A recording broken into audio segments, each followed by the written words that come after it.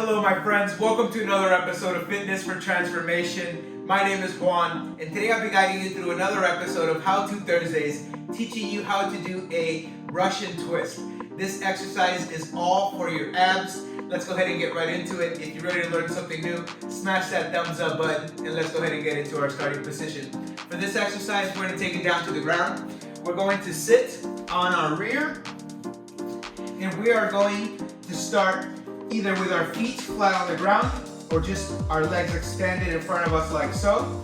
We're going to breathe in, keeping our head and our chest up, engaging our abdomen.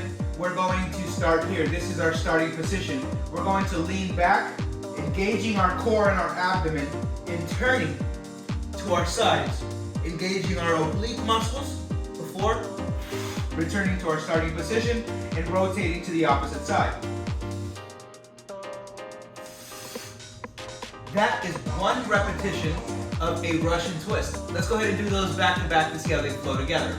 Again, for our starting position, we're going to bring our legs slightly bent at the knees or flat on the ground. And again, we're going to inhale, engage our abdomen, keep our head and our chest up, and we're ready to lean back.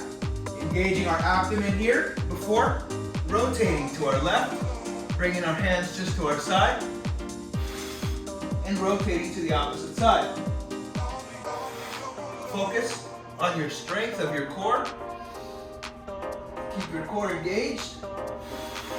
And focus on that rotation, keeping your abdomen nice and engaged. Coming to your right and your left. That, my friends, is how you perform a Russian twist without a variation. If you need a variation for this exercise, definitely extend those legs.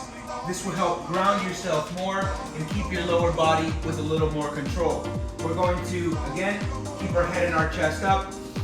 Inhale, engaging our abdomen, and we're going to lean back slightly as much as possible and rotate between left and right, keeping a nice strong core and a nice neutral neck and spine. And then we gently return to our starting position.